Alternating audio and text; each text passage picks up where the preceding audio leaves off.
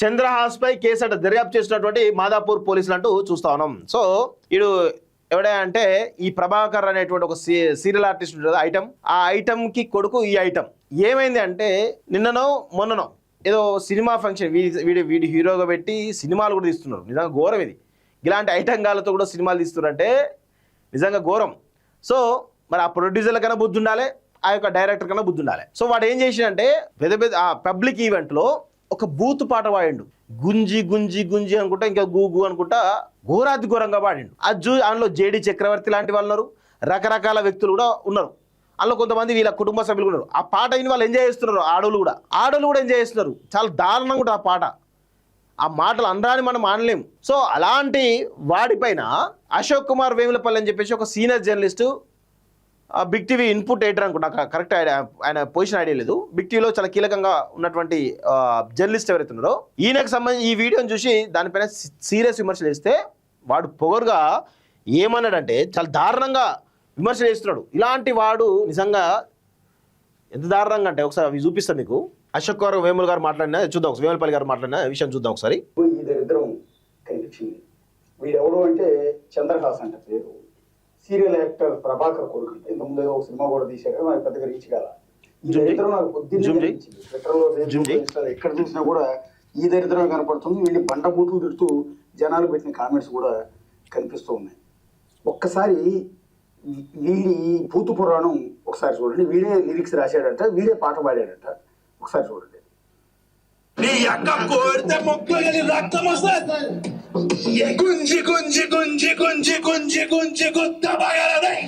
ఇది పరిస్థితి. ఇది నాకు బుత్త చూపేయాలని కూడా విచిత్రం అనిపిస్తుంది. ఒకసారి వీడికు తర్వాత వీళ్ళు ఎదురుగా వీడింత దరిద్రం అంతా పాడుతూ ఉంటే ఎదురుగా కూర్చుని నవ్వుతూ పళ్ళికి ఇస్తున్నారే వాళ్ళందరికీ. ఇంకో దరిద్రం ఏంటంటే మనం ఏమనుకుంటాం అంటే అరే ఇలాంటి భాష నీ ఇంట్లో నీ అమ్మా నాన్న ముందు నీ అక్క చెల్లెల ముందు వాడతావేరా అని అంటూ ఉంటాం కదా. ఇక్కడ దరిద్రం ఏంటంటే వీళ్ళ అమ్మా నాన్న బహుశా వీళ్ళ అక్కో చెల్లు వాళ్ళు కూడా స్టేజ్ మీద ఉన్నారు. ఏం చేయాలి వీడిని? ఈ పాట రాసినవాడు ఉంటాడే వాడి తర్వాత వీడితో పెట్టి సినిమా తీస్తున్నాడు ఆ ప్రొడ్యూసర్ తర్వాత వీడిని పెట్టి సినిమా తీస్తున్నాడు డైరెక్టర్ వాడి అర్థమైందా? అంటే తెలుగు సినిమాని మేమందరం ఎక్కడికో తీసుకెళ్ళాలనుకుంటాం. మీరు ఎక్కడికి రాదు, ఇక్కడే పడి చూస్తూ ఉంటారు.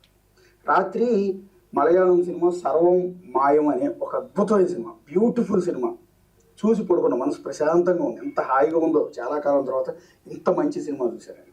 పొద్దున్నే లేచేటప్పుడు వీడు భూత పురాణం ఈ దరిద్రం మనకు అనిపించింది.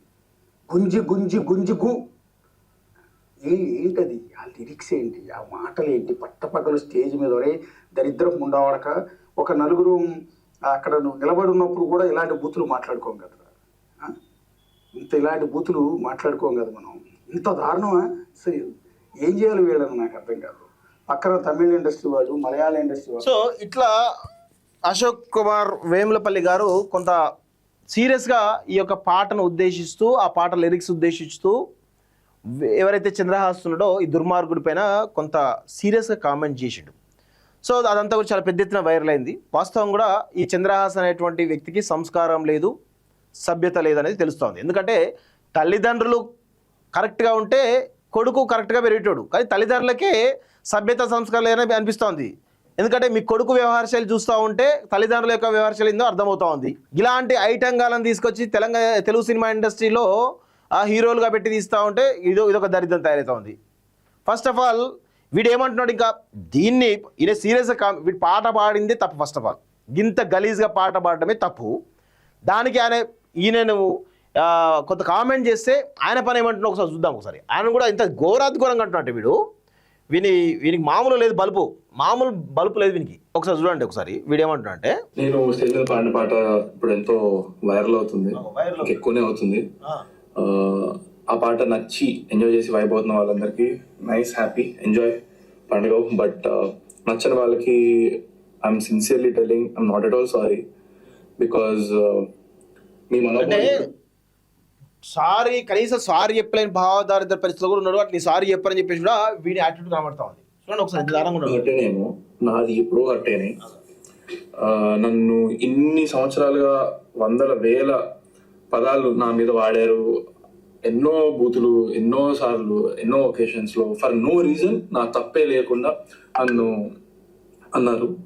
సో అప్పుడు ఏమైంది, నీ సమాజంలో వాడాల్సిన మాటలు, బూతులు, అరే కాదురా, నువ్వు చేసేటువంటి ఐటెం పనులకు మరి ప్రజలు తిట్టకపోతే ఏం చేస్తారా భయ్? నువ్వు ఐటెం వేషాలు వేస్తే నిన్ను ట్రోల్ చేయకపోతే ఏం చేస్తారు? నువ్వు ఐటెం చేసే పనులకు నేను ట్రోల్ చేసిర్రు. అసలు నువ్వు హీరో వారా భయ్? అసలు నువ్వు ఎప్పుడన్నా అద్దాలు చూసుకున్నావు నీ ఫేస్ ఎప్పుడన్నా? నువ్వు హీరోవా? హీరో ఫేస్ కట్ ఉందా నీకు? మీ అయ్యకే అధిగతి లేదు, నీకుందా? మీ అయ్యనే ఎవడు పట్టించుకోడు ఇండస్ట్రీలో. అసలు ఫస్ట్ ఆఫ్ ఆల్ మీ తల్లిదండ్రులకు కనీసం సభ్యత సంస్కారం ఉన్నదా? ఇప్పుడు మీ తల్లి ముందు ఇదే పాట పాడతావారా? మీ తల్లి ముందు ఇదే పాట పాడతావా? మీ చెల్లె ముందు ఇదే పాట పాడతావా?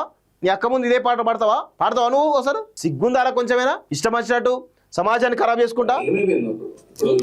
రెండు పదాలు అది కూడా మీరు నా పైన వాడిన వాటిలోంచి నేను 2 తీసుకొని which are not even that big to be honest చెప్పాలంటే. నా జోలికి వస్తే పగిలిపోద్దురా అంటున్నాడు అంతే. నా జోలికి రాకండి, పగిలిపోద్ది వస్తే. I stand by those words. దగ్గరకు వచ్చి చూడు, తెలుస్తుంది. అండ్ యా, సో ఎవరు అమ్మ నాన్న నేర్పరు. ఓకే, నేను నీ దగ్గర నుంచి నేర్చుకున్నాను. సో అవి తిరిగి 2 అంటే మెయిన్ గా అశోక్ కుమార్ వేముల, నీకు 24 hours టైం ఇస్తున్నా. నువ్వు గనక నాకు 24 hours లో అపాలజీ నీ నుంచి రాలేదనుకో, దీన్ని నేను ఎక్కడ ఎస్కలేట్ చేయాలి, ఎంత చేయాలో నేను అసలు ఇంతవరకు నా లైఫ్ లో నేను ఒక మీమర్ కానీ, ట్రోలర్ కానీ లేకపోతే నా మీద. సో ఇక్కడ అశోక్ కుమార్ గారి పైన వీడు కామెంట్ చేస్తా ఉన్నాడు. నేను ఒకటే అడుగుతున్నాం, నేను వీని కాదు వినది, సినిమా ఇండస్ట్రీలో వీని సినిమా గనక రిలీజ్ అయ్యేటట్టు మా అసోసియేషన్ కనుక, ఫిల్మ్ ఛాంబర్ కనుక వీనికి ఏ సర్టిఫికేట్ ఇచ్చి కనుక ఏది చేస్తే కనుక ఖచ్చితంగా జర్నలిస్టులు అందరూ కూడా ఏకమై సినిమా ఇండస్ట్రీ మీద పడతారు. అది గుర్తుపెట్టుకోండి. ఇప్పుడు ఫస్ట్ ఫిల్మ్ ఛాంబర్, మా అసోసియేషన్ వీడిని ఇమీడియట్గా మీరు బ్యాన్ చేయాలి. దర్శకులు కానీ ప్రొడ్యూసర్లు ఎవరుతున్నారో వాళ్ళని కూడా బ్యాన్ చేయాలి. ఈ పాటను పూర్తిగా బ్యాన్ చేయాలి. ఈ సినిమాను పూర్తిగా బ్యాన్ చేయాలి. లేదనుకోండి ఖచ్చితంగా సినిమా ఇండస్ట్రీ వాళ్ళంతా ఒకవేళ వీనికి ఒకవేళ అట్లా చేయకపోతే వీనికి మద్దతుగా ఉన్నారని చెప్పి అనుకోవాల్సి వస్తుంది. సినిమా రిలీజ్ అయినా సినిమాకు మీరు కనీసం ఆ విడుదలకు పర్మిషన్ ఇచ్చినా కానీ ఖచ్చితంగా జర్నలిస్ట్ సమాజం నుంచి తీవ్రమైనటువంటి ప్రతిఘటన తప్పదు సినిమా ఇండస్ట్రీకి. వీడిని ఇమీడియట్గా ఫిల్మ్ ఛాంబర్ నుంచి కానీ మా అసోసియేషన్ నుంచి కానీ బ్యాన్ చేయాలి. ఈ ప్రొడ్యూసర్లను అదేవిధంగా డైరెక్టర్ అవుతున్నారో వాళ్ళని కూడా బ్యాన్ చేయాలి. లేకపోతే తీవ్ర పరిణామాలు ఉంటాయి. వాడు ఒక అశోక్ కుమార్ అనే వ్యక్తి నువ్వు పాడినటువంటి నీచమైన పాటను విమర్శిస్తే నువ్వు నీ అంత చూస్తా అజ్జేస్తా అని బెదిరిస్తున్నట్టున్నావు. బిడ్డ గుర్తుపెట్టుకో, నువ్వు బయటికి వచ్చి క్షమాపణ చెప్పకపోతే, నేను చేసిన తప్పు అని చెప్పకపోతే తీవ్రమైనటువంటి పరిణామాలు ఎదుర్కోవాల్సి ఉంటుంది. నువ్వు గుర్తుపెట్టుకో. అది అంత ఈజీ ఆషామాషిగా అనుకుంటావా బిడ్డ? చిల్లర కానివి చిల్లర వేషాలు వేసుకుంటా ఏం సంస్కారం నేర్పా ప్రభాకర్? నువ్వే నగ్గి సంస్కారం నేర్పేది? ఈ చిల్లర సంస్కారం నేర్పేది నువ్వు నీ కొడుక్కి? ఏ ఇండస్ట్రీలో ఎవరైనా కానీ అట్లా వేసిరా? ఎంత దిగజారి ఎంత ఉన్నా కానీ వేసిరా? వ్యాంపు క్యారెక్టర్ చేసే వాళ్ళు కూడా ఇంత దిగజారలే కదా భయ్. వీడాట హీరో వాడికి ప్రొడ్యూసర్, వాడికి డైరెక్టరు, సిగ్గుండాలి కదా కొంచెమైనా. ఇట్లా తయారైంది వీడు మాట్లాడుతుంటే నవ్వొస్తాను. జోకర్ గాలని తీసుకొచ్చి హీరోని చేస్తున్నారు. ఇక తెలుగు సినిమా ఇండస్ట్రీ స్థాయి పెరగాలంటే మీరు ఎట్లా పెరుగుతుంది? ఇలాంటి ఐటం గాలను తీసుకొచ్చి హీరోలు చేసి హీరో సినిమాలు తీస్తూ ఉంటే తెలుగు సినిమా స్థాయి పెరగాల కానీ తగ్గదు కదా. ఇలాంటి వాళ్ళు తీసుకొచ్చి తగ్గకపోతే ఏం చేస్తుంది? ఇప్పటికైనా మేము మా అసోసియేషన్కి చెప్తున్నాం, మా అసోసియేషన్ ఖచ్చితంగా దీనిపైన స్పందించాలి. ఇలాంటి వాటిన మీరు ప్రోత్సహించేది, ఇలాంటి వాటిన సినిమాలు తీయాలని ప్రోత్సహించేది. సో మేము చాలా సీరియస్గా కామెంట్ చేస్తున్నాం. ఇలాంటి వాటిని ఎట్టి పరిస్థితుల్లో ఉపేక్షించాం. ఇలాంటి వాటిని అసలే ఉపేక్షించాం. బరాబర్ దీనిపైన మీ సినిమా ఎట్లా రిలీజ్ అవుతుందో, లేకపోతే మీ ఫిల్మ్ ఛాంబర్లో మా అసోసియేషన్ ఎట్లా స్పందిస్తుందో, వీళ్ళని ఎందుకు సస్పెండ్ చేయదో ఇవన్నీ మేము చూస్తాం. చూసి దాని తర్వాత మా కార్యాచరణ ఏదో మేము తీసుకుంటాం, బరాబర్ తీసుకుంటాం. అలా నో డౌట్.